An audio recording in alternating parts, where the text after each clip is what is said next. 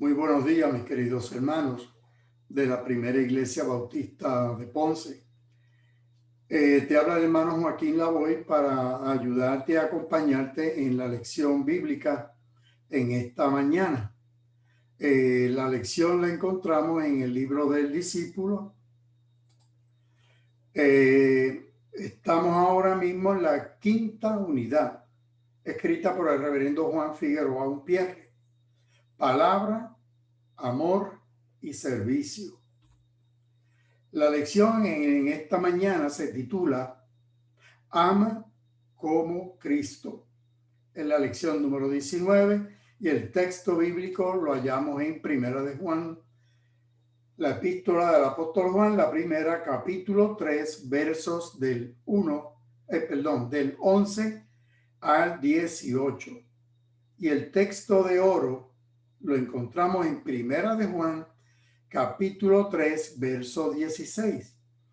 En esto hemos conocido el amor, en que Él puso su vida por nosotros.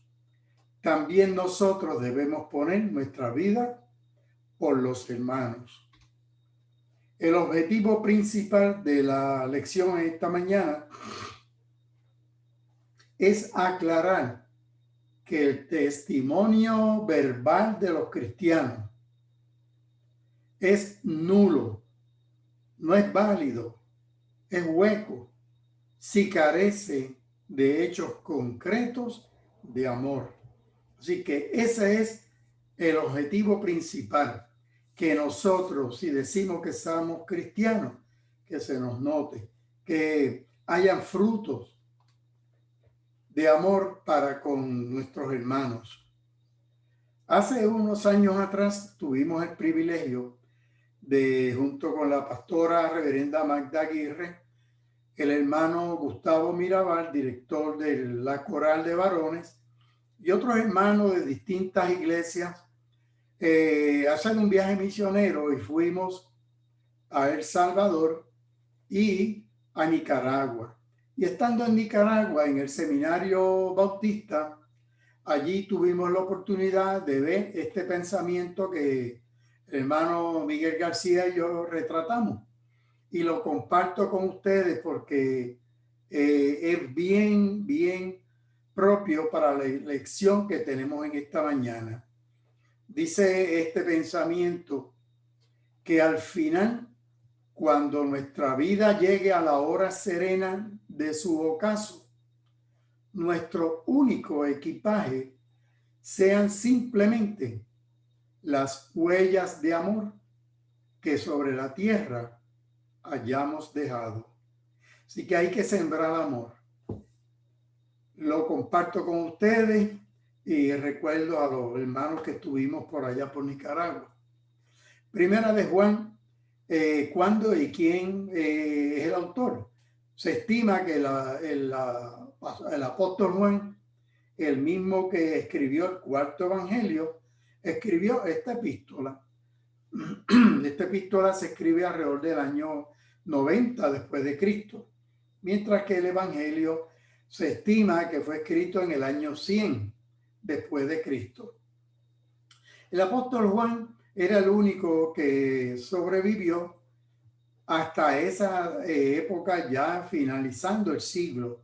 Era el único que quedaba, era una persona de mucha edad y por lo tanto muy respetada en las comunidades cristianas. Escribe desde Éfeso. Éfeso es en el Asia Menor, lo que hoy es Turquía. Este es el mar Mediterráneo. Jerusalén está aquí, Antioquía. Y Éfeso está entre las 7 iglesias del Apocalipsis. Está aquí. Pues el apóstol Juan vivía allí. De allí es que él escribe, todavía no ha sido enviado a la isla de Patmos, aquí en la isla de Patmos, donde luego él escribe el Apocalipsis, tiene las visiones. Pues aquí, desde Éfeso, él escribe a las iglesias, no hay una iglesia en específico, escribe esta hermosa epístola. Pero antes de entrar en el texto como tal de hoy, tenemos que ver también de parte del apóstol Juan el tema de que Dios nos ama.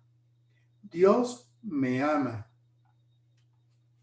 Juan 3:16, lo mismo que primera de Juan 3:16. Pero este es el evangelio.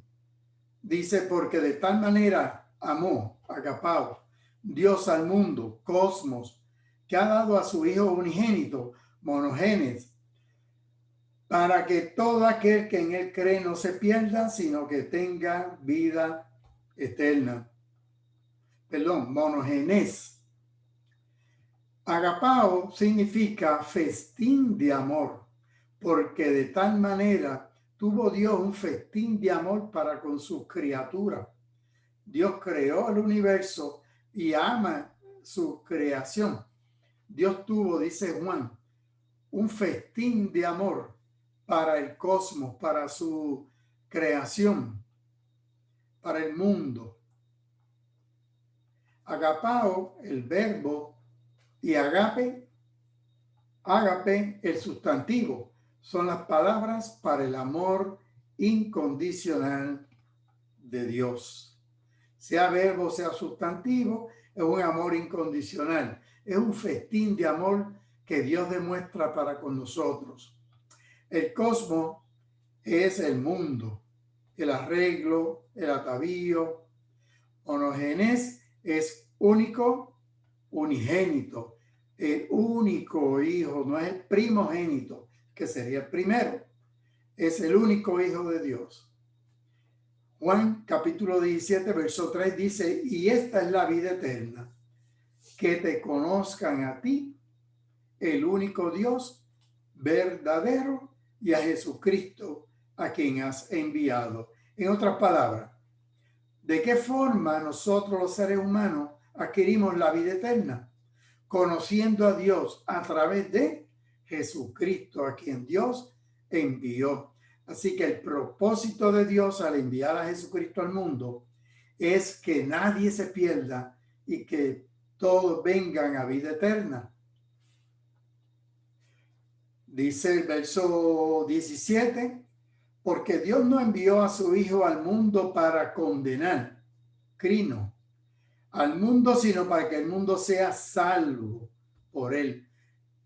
Así que Jesucristo no vino a condenar al mundo, lo vino a salvar, lo vino a ordenar.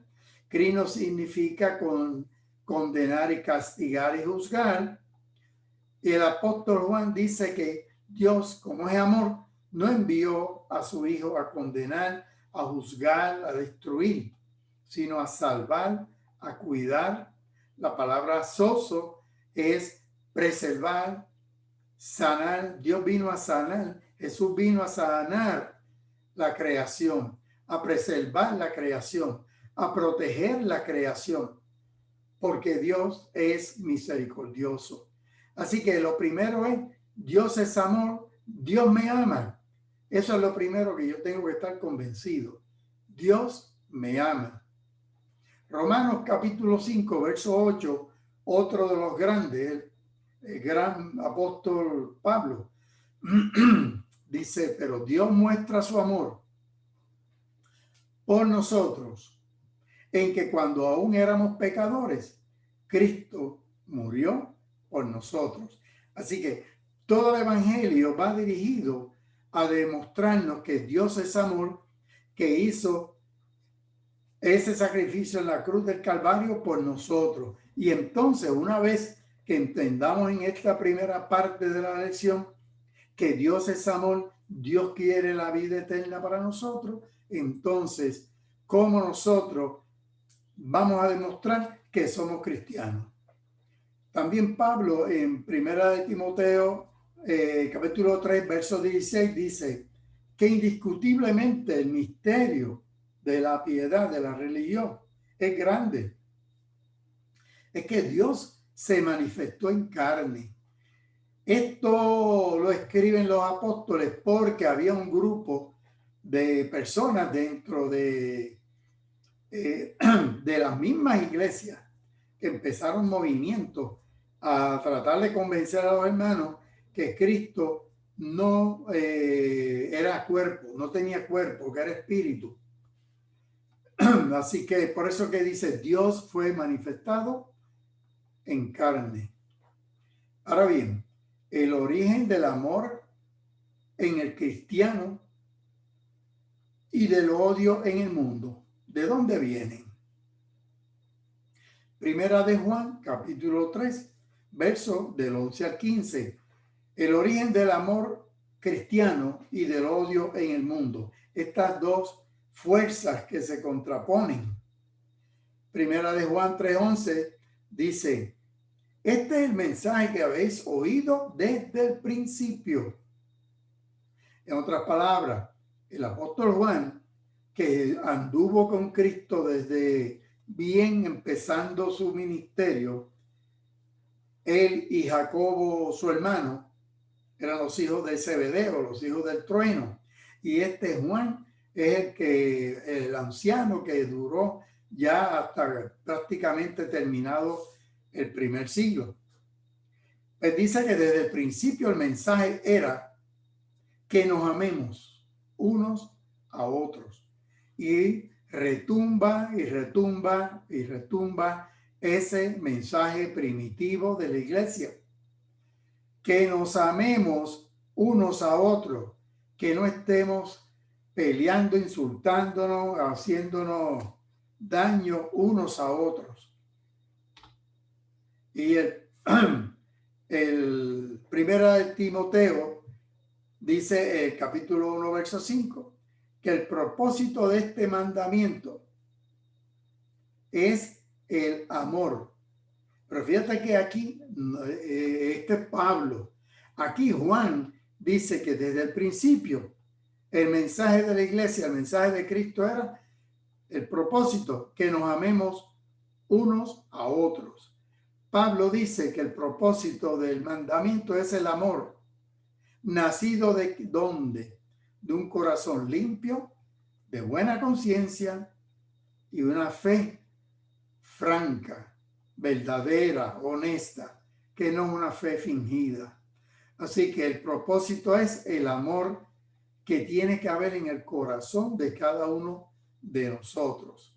Y entonces, volviendo a la primera epístola de Juan, capítulo 3, verso 12, dice, no como Caín, que era del maligno y mató a su hermano. ¿Y por qué causa lo mató? Porque sus obras eran malas y la de su hermano justas. Más nada nos dice el Evangelio, ni más nada nos dice tampoco allá en el Génesis, sino que Caín era dañino. La palabra maligno es la palabra poneros, que es dañino, era malo, era perverso, envidioso, malvado. O sea que tenía unas raíces de maldad en su corazón y por eso mató a su hermano. Caín mató a su hermano por envidia, por odio, ya que sus obras no fueron aceptadas y las de su hermano sí. Ahora bien, nosotros entonces decimos, ¿y por qué Dios no aceptó las ofrendas de Caín y aceptó las ofrendas de Abel?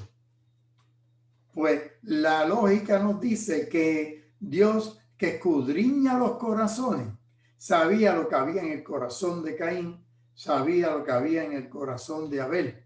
Por eso que entonces en la epístola a los Hebreos, capítulo 11, verso 4, nos dice, por la fe, Abel ofreció a Dios más excelente sacrificio que Caín. Ahí está la clave. El sacrificio de Abel era excelente, era mejor, nacido de un corazón amoroso, de un corazón honesto, como dice la palabra que lo describe, justo. La palabra griega es dikaios, quiere decir un corazón equitativo, inocente, santo, justo. O sea que el corazón de Abel es muy distinto al corazón oneroso de Caín. Caín tiene un corazón dañado, dañino, envidioso, perverso, maligno. Abel tiene un corazón de Caín, un corazón inocente, justo, santo.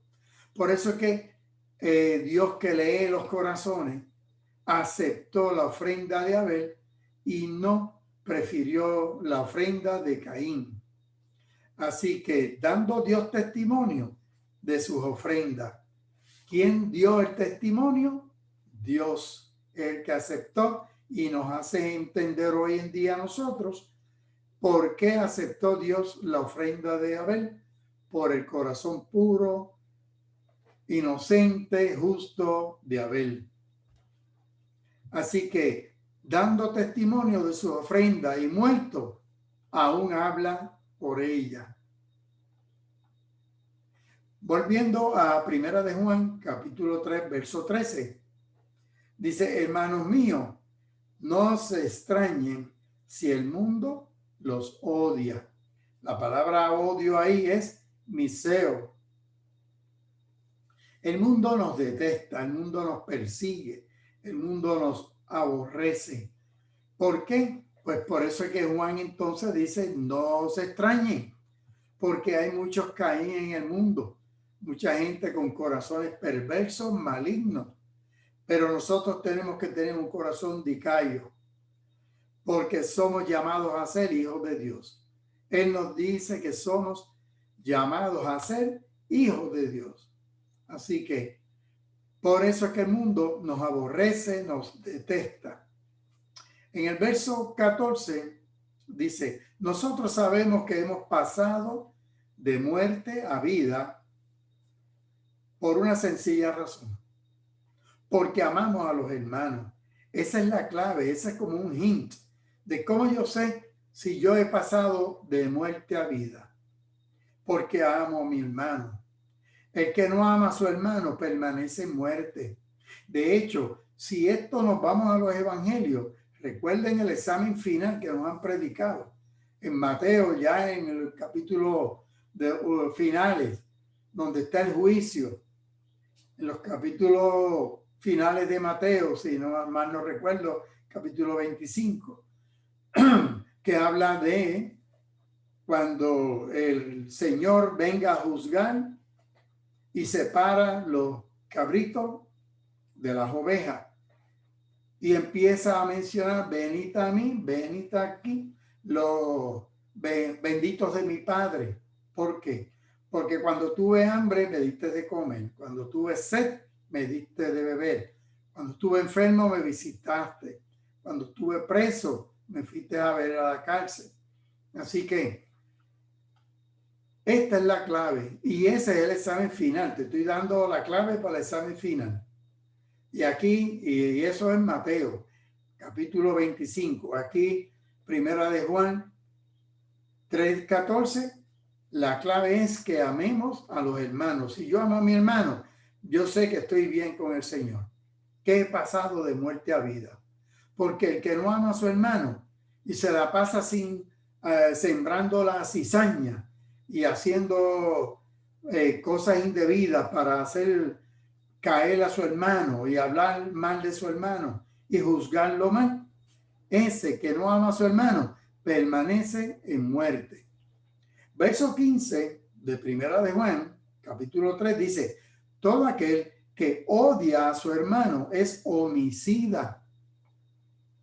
Y sabéis que ningún homicida tiene vida eterna permanente en él. Así que esto es serio. Tenemos que ver cómo está nuestro corazón. Así que, y hay una pregunta: ¿el amor de Dios está en mí? Allá en tu casa y los que están en la iglesia, vamos a contestarnos esta pregunta. ¿Cómo yo sé que el amor de Dios está en mí? ¿Qué nos dice el apóstol? Primera de Juan 3:16 dice: en esto hemos conocido el amor, en que Él, Cristo, dio su vida en la cruz del Calvario por nosotros. Así también nosotros debemos dar nuestra vida por los hermanos. Esta es la clave. Si Cristo se sacrificó, nosotros somos llamados a ayudar a nuestros hermanos, aún que tengamos que sacrificar hasta la vida, como dice el Juan aquí. Verso 17. Pero ¿cómo puede habitar el amor de Dios en aquel cristiano que tiene bienes de este mundo, que está económicamente estable, ve a su hermano pasar necesidad y le cierra su corazón? En otras palabras, aún en la necesidad del prójimo no lo atiende, y más aún, dice en Nueva Traducción Viviente, si alguien tiene suficiente dinero para vivir bien, ve a un hermano en necesidad, pero no le muestra compasión, ¿cómo puede estar el amor de Dios en esa persona? ¿Cuál es la clave aquí? Que si usted tiene los bienes, tiene los recursos, usted viene a ser llamado y usted dice que es cristiano, que es hijo de Dios, usted tiene que estar, usted viene obligado a esa persona, a usted tenderle la mano. Por eso el amor de Dios está en ti.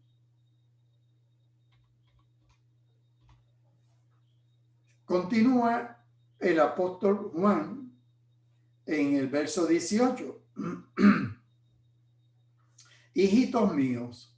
Él dice hijito porque pues, ya era un abuelito prácticamente cuando Juan escribe.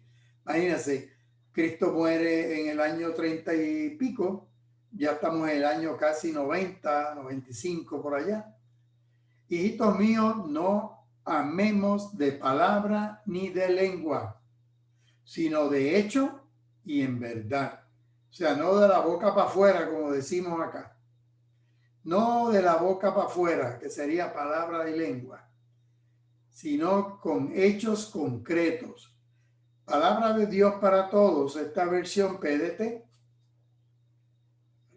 palabra de Dios para todos. Traduce, hijitos, nuestro amor no debe ser solo de palabra. El verdadero amor se demuestra con hechos. El amor verdadero se demuestra con hechos concretos. Cuando el hermano está en necesidad, no lo vamos a dejar para mañana la ayuda que hay que darle. Así que, ¿qué dice el apóstol Santiago en el capítulo 2, verso 15? Si un hermano, este Santiago es el hermano del Señor, le decían rodillas de camello, le decían el justo, el santo, fue el que presidió la iglesia de Jerusalén en el primer concilio. Dice, si un hermano o una hermana están desnudos y no tienen el alimento necesario para cada día, y alguno de ustedes les dice, vayan tranquilos, abríguense, coman hasta quedar satisfechos, pero no les da lo necesario para el cuerpo, ¿de qué sirve eso? Y en el libro de los Proverbios dice 3:28, no digas a tu prójimo, anda, vuelve y mañana te daré, cuando tienes contigo que darle. Si tú tienes con qué ayudar, ¿por qué le dices a la persona, ven mañana o ven la semana que viene? Palabra de Dios para todos, traduce este 3:28 de Proverbios. No le digas a ningún semejante, a tu prójimo, a tu hermano, hoy no puedo, vuelve mañana, teniendo hoy con qué ayudarlo. Y en Proverbios también, en el capítulo 19, hay dos textos bien interesantes. El 19:17, traducido en Reina Valera del 60 y Reina Valera contemporánea. A Jehová presta el que da al pobre. Cuando usted le da algo a una persona pobre, usted le está prestando al Señor. El bien que ha hecho se lo devolverá. ¿Quién? El Señor. Por eso Reina Valera contemporánea traduce: dar algo al pobre es dárselo al Señor. Y el Señor sabe pagar el bien que se hace. Dios no está ajeno al bien que tú haces. Aunque el dicho dice: haz el bien y no mires a quién, porque Dios está pendiente y Dios te va a compensar. Si usted vive para el Señor y siente que no es lo bastante bueno, acuérdese de que Dios es más grande que su conciencia.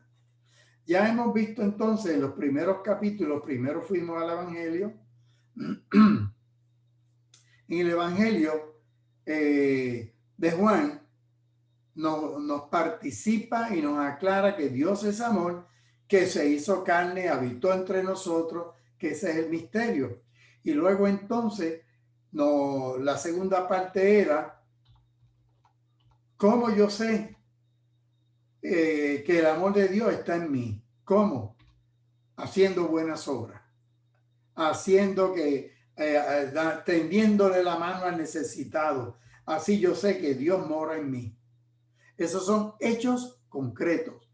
Dios mora en mí porque yo soy una persona bondadosa. Si tú eres una persona bondadosa, Dios mora en ti. Esa es la segunda parte. Así que cuando veas a alguien en necesidad, tiéndele la mano, que el Señor te va a recompensar. Pero ahora pasamos a otra parte. Y si usted vive para el Señor y siente que no es lo bastante bueno, acuérdese que Dios es más grande que tu conciencia.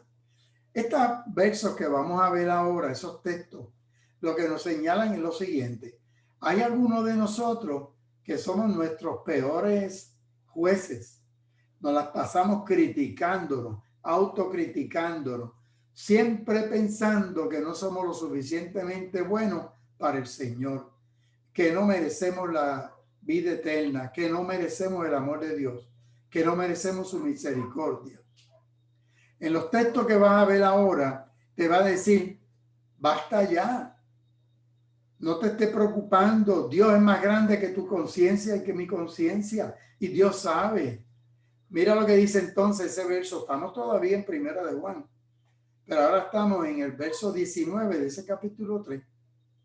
En esto sabemos que somos de la verdad, como yo sé que soy de Cristo, y aseguraremos nuestro corazón delante de Él.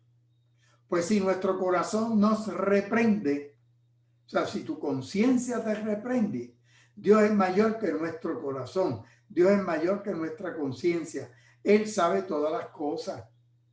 Así que hay algunos de nosotros que queremos ser tan perfectos, que entonces no entendemos que el amor de Dios y la misericordia de Dios van por encima de su justicia. La misericordia de Dios está por encima de la justicia de Dios. Así que, y eso es lo que nos dice el Evangelio. No es que Dios no sea justo, no, es que su misericordia y su amor van por encima, sobrepasan la justicia. Y si tu corazón te castiga y tu mente te castiga y tu conciencia te castiga, deja las cosas en manos del Señor. Él es el que sabe todas las cosas.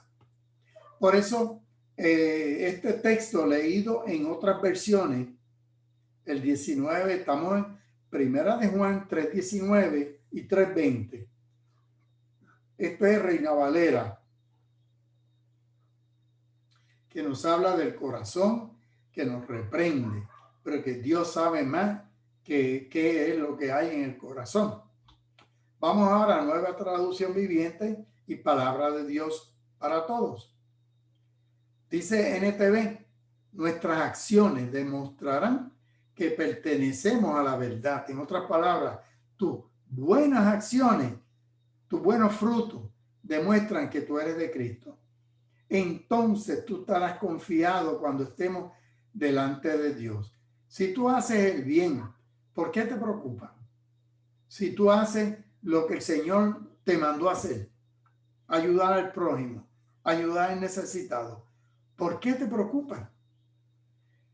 PDT dice, así es como sabemos que pertenecemos a la verdad. Y es que tendremos paz con Dios. ¿Qué me da paz a mí con Dios?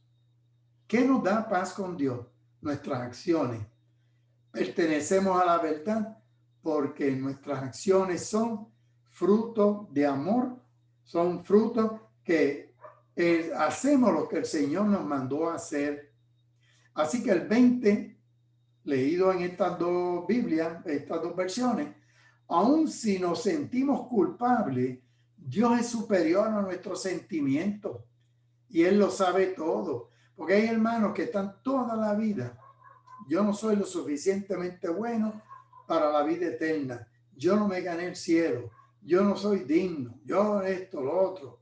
Mira, ninguno. Por eso el Señor dice que el apóstol Pablo, que todos pecamos y estamos destituidos de la gloria, pero gracias a Cristo, ¿verdad?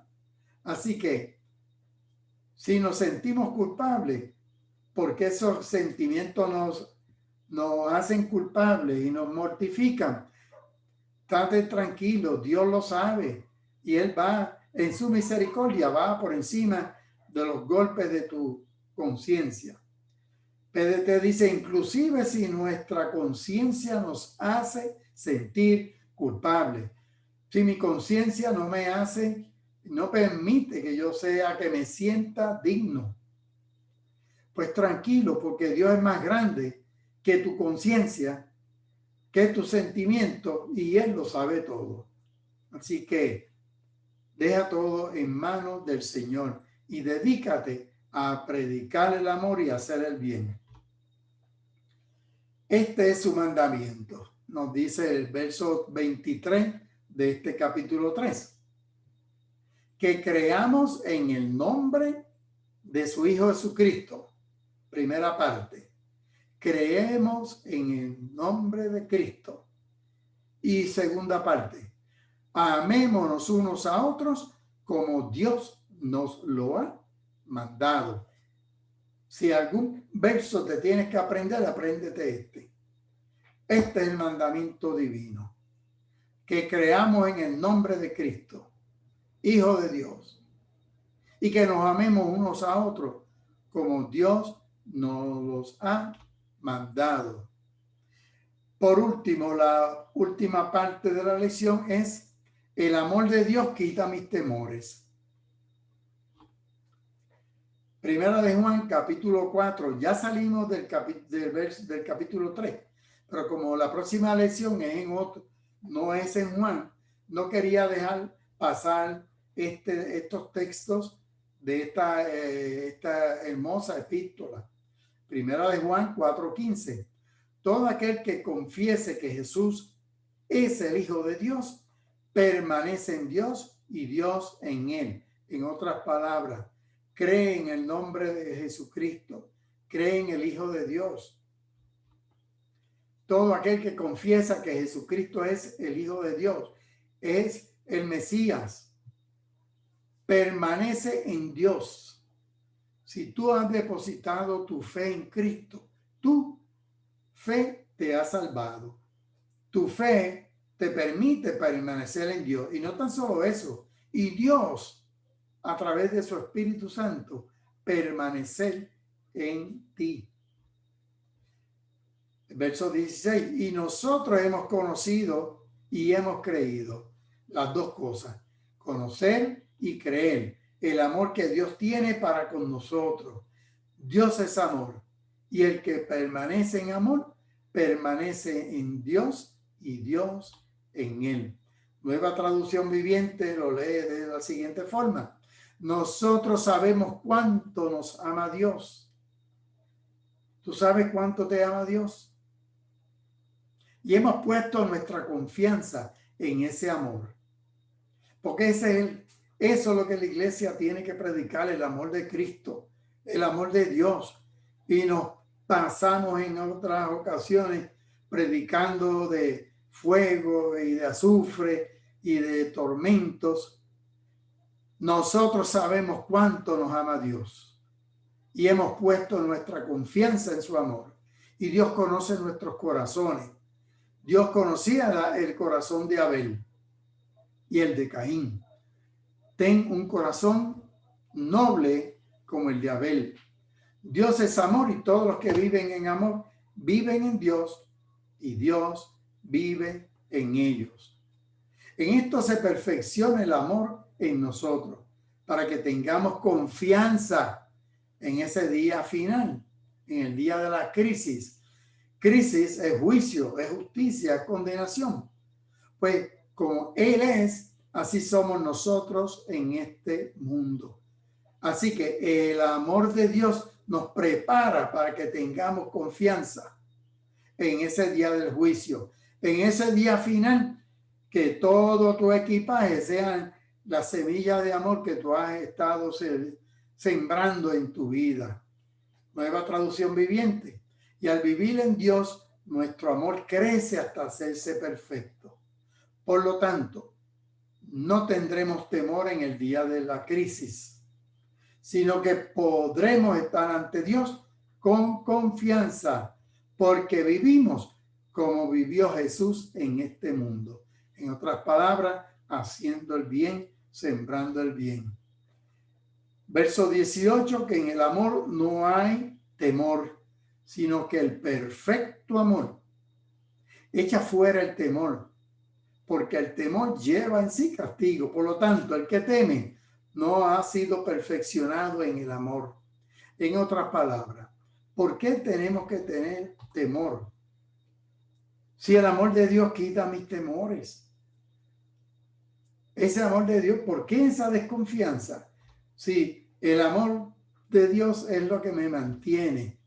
El amor de Dios es lo que nos hace, ese perfecto amor es lo que nos hace maduros.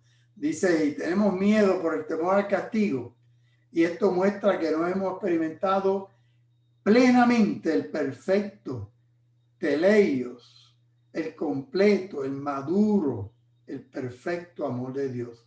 Si tú eres cristiano y tú todavía tienes dudas, pues no las tengas. Eso es que no has tenido la oportunidad. Dale la oportunidad al Señor de experimentar ese amor perfecto, ese teleios, ese amor maduro en tu vida. Descansa en los brazos del Señor. Recuerda que no hay nada que nosotros podamos hacer por nuestra salvación, sino aceptar el sacrificio que hizo el Señor en la cruz por nosotros. Termino la lección esta mañana con esta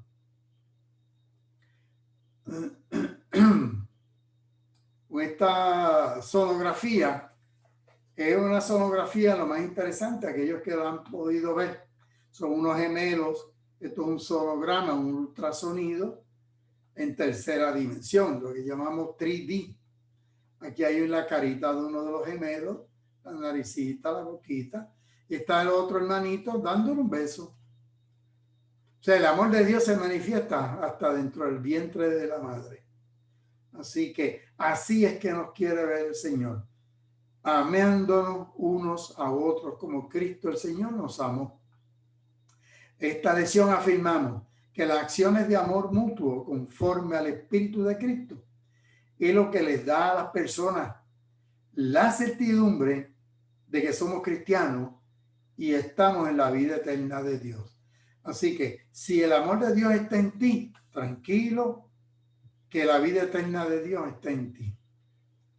Hay esa certidumbre del cristiano, viene por el amor de Dios que está en nosotros. Vamos a orar. Padre Celestial, gracias te damos porque en Cristo, tu Hijo, nos hiciste partícipes de la comunión contigo, con Él y con nuestros hermanos.